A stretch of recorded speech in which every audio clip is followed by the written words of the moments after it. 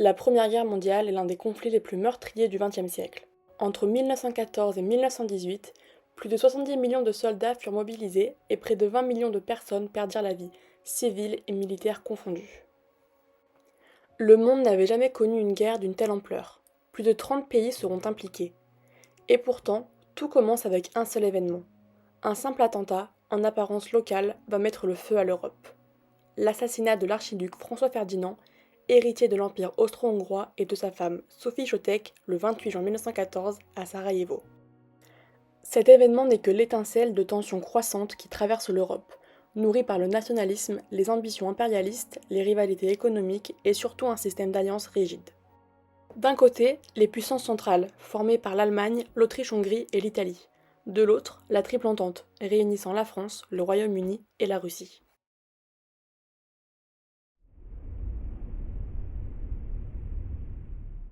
Le 28 juin 1914, l'archiduc François Ferdinand, héritier de l'Empire austro-hongrois, et son épouse Sophie Chotek sont assassinés à Sarajevo par Gavrilo Princip, un jeune nationaliste serbe bosniaque lié au groupe extrémiste La Main Noire, qui milite pour l'unification des Slaves du Sud.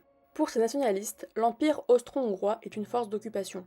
Cet attentat révèle une tension explosive dans les Balkans, que l'on appelait déjà à l'époque le poudrier de l'Europe. La Bosnie, annexée par l'Empire austro-hongrois en 1908, était peuplée majoritairement de Serbes, nombreux à se sentir plus proches du royaume voisin de Serbie. L'Autriche-Hongrie accusa la Serbie d'avoir orchestré l'attentat et y vit une menace directe à sa souveraineté dans les Balkans.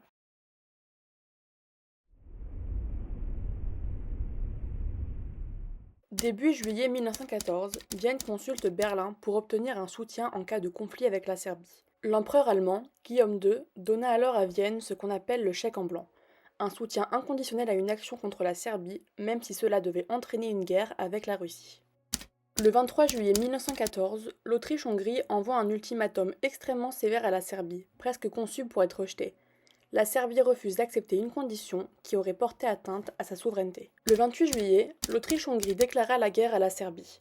L'Empire veut affirmer sa domination dans les Balkans et empêcher la montée du nationalisme slave qui menace sa cohésion interne. Il est également soutenu par l'Allemagne. Fin juillet, la Russie mobilise ses troupes pour protéger la Serbie. En 1914, Nicolas II règne sur un immense empire affaibli par la guerre russo-japonaise, la révolution de 1905, des réformes sociales inachevées et une industrialisation rapide mais inégalitaire. En se mobilisant aux côtés des Serbes, la Russie se veut protectrice des peuples slaves, notamment orthodoxes des Balkans. Elle cherche aussi un accès plus sûr à la Méditerranée via les détroits turcs, et voit dans cette crise une occasion d'affirmer son influence, notamment face à l'Empire ottoman. Après s'être mobilisée, le 1er août 1914, l'Allemagne déclare la guerre à la Russie. En 1914, l'Allemagne est une puissance jeune, unifiée en 1871, née de la victoire de la Prusse sur la France, dirigée par l'empereur Guillaume II. Forte militairement et économiquement, elle cherche à s'imposer face aux grandes puissances comme la France et le Royaume-Uni. Elle fait partie de la Triple Alliance avec l'Autriche-Hongrie et l'Italie. Craignant d'être encerclée par la France à l'ouest et la Russie à l'est, elle se prépare à une guerre européenne. Elle veut défendre son allié austro-hongrois, mais surtout éviter une guerre sur deux fronts en attaquant rapidement la France, selon le plan Schlieffen. Le 3 août 1914, l'Allemagne déclare la guerre à la France, alliée de la Russie. La France est alors une république parlementaire affaiblie par les divisions politiques internes, mais animée par un fort esprit de revanche contre l'Allemagne, depuis la défaite de 1870 et la perte de l'Alsace-Lorraine, annexée par l'Empire allemand. Membre de la Triple Entente avec le Royaume-Uni et la Russie, elle se prépare à un éventuel conflit avec l'Allemagne depuis plusieurs années, renforçant son armée et adoptant le plan 17, prévoyant une offensive rapide en cas de guerre. Le 4 août, l'Allemagne envahit la Belgique, pays neutre, pour passer rapidement vers Paris. Le Royaume-Uni déclare alors la guerre à l'Allemagne. Officiellement, Londres réagit à la violation de la neutralité belge qu'elle garantit depuis 1839. Mais en réalité, le Royaume-Uni craint l'hégémonie allemande sur le continent européen et veut préserver l'équilibre des puissances. À la veille de la guerre, le Royaume-Uni est à son apogée. Son empire colonial couvre 1/5 du globe, soutenu par la marine la plus puissante du monde. Londres est le cœur de la finance mondiale et l'économie est prospère, malgré une industrie rattrapée par l'Allemagne et les États-Unis. Les libéraux, au pouvoir depuis 1906, mènent des réformes sociales, malgré grèves et mobilisation des suffragettes. Le Home Rule irlandais est voté, mais suspendu par la guerre. L'Empire ottoman entre en guerre fin 1914 aux côtés de l'Allemagne et de l'Autriche-Hongrie après des déclarations de guerre des Alliés à son égard. L'Empire est alors affaibli. Il espère se protéger de la Russie et se rapprocher de l'Allemagne, à qui il confie déjà la modernisation de son armée.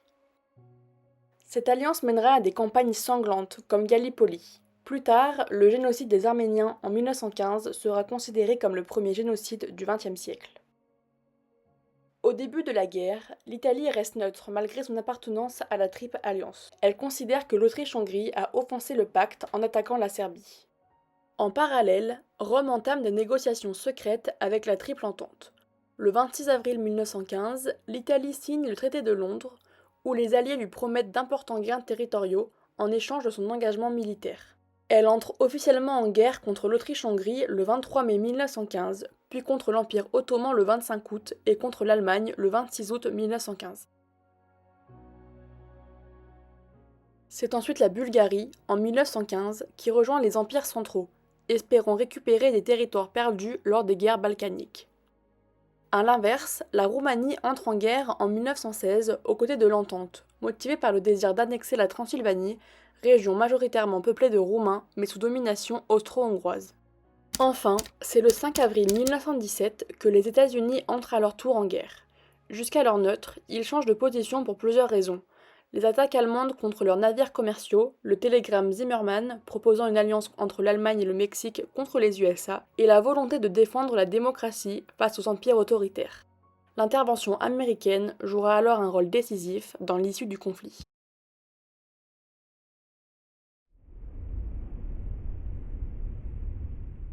Il y a plusieurs façons de répondre à la question de la responsabilité, car cette guerre a été causée par plusieurs facteurs et plusieurs pays. On peut distinguer trois grandes idées. La première attribue la faute principale à l'Allemagne.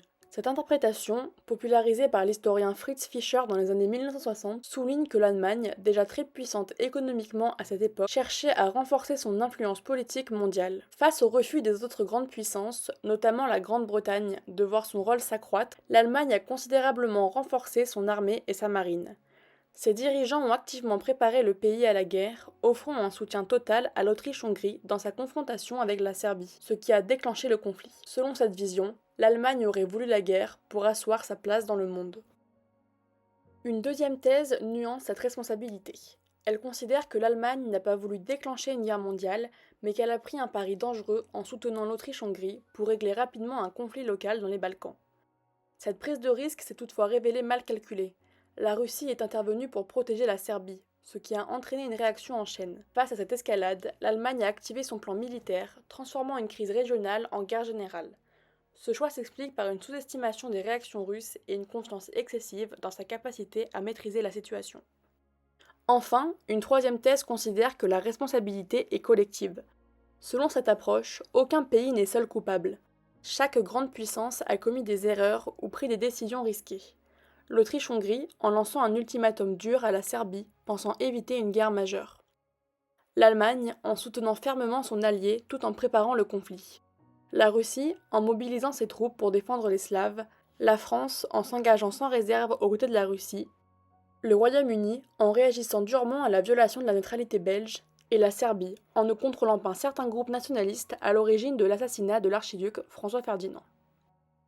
Ainsi, et selon cette théorie, ce fut moins une guerre voulue qu'une guerre mal évitée, résultant d'un enchaînement d'erreurs, d'ambitions et de décisions imprudentes.